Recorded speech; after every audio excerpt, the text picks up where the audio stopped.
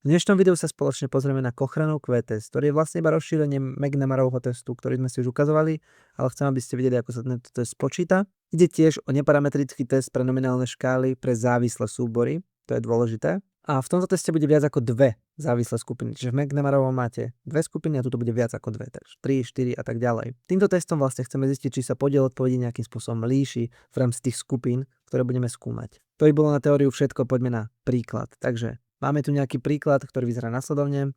Televízna spoločnosť uskutočnila prieskum v domácnostiach, odpovedali všetci, kde jednou z položených otázok bola: sledujete pravidelne televízny seriál Upírske denníky? Existuje dôvod tvrdiť, že o tento seriál majú rovnako záujem muži, ženy a deti? Odpoveď ja osobne poznám, ale poďme si to overiť štatistickým testom. Čiže Cochranov Q-test, ideme na hypotézy. Hypotéza H0 bude, že v rámci domácnosti majú o daný seriál rovnaký záujem všetky skupiny.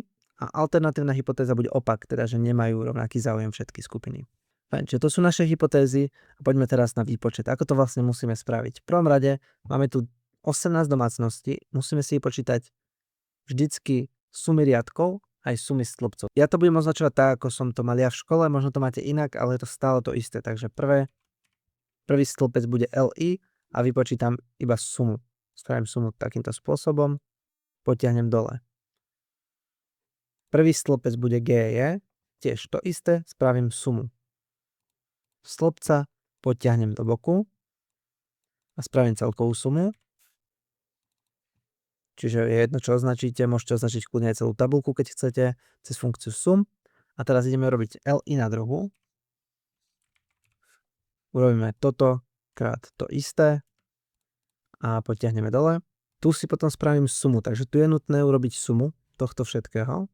Tu máte 51 a teraz G je na druhu, rovná sa toto krát toto a potiahnem do boku až sem. A teraz máme tu ešte premenu, ktorú si označím ako K, to je počet skupín, čiže sú to 3 skupiny.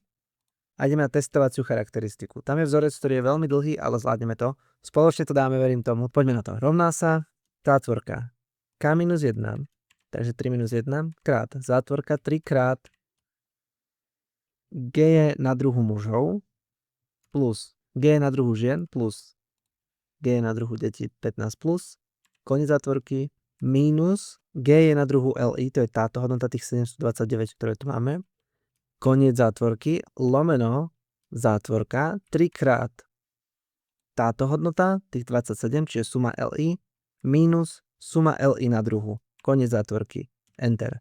Naša testovacia charakteristika má hodnotu 0,4. A teraz poďme na tabuľkovú hodnotu, cez funkciu chy-inv. A alfu tam nemáme, takže to bude 0,05. Ja som sa otvoril, aby si to videli. A stupne voľnosti sú počet skupín minus 1 v tomto prípade, takže 2. A vidím, že testovacia charakteristika je nižšia ako tabuľková hodnota, to znamená, že H0 príjmame. To je na tento príklad všetko. Ten vzorec je náročný, ja viem.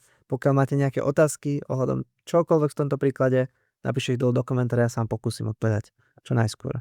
Vidíme sa pri ďalšom videu.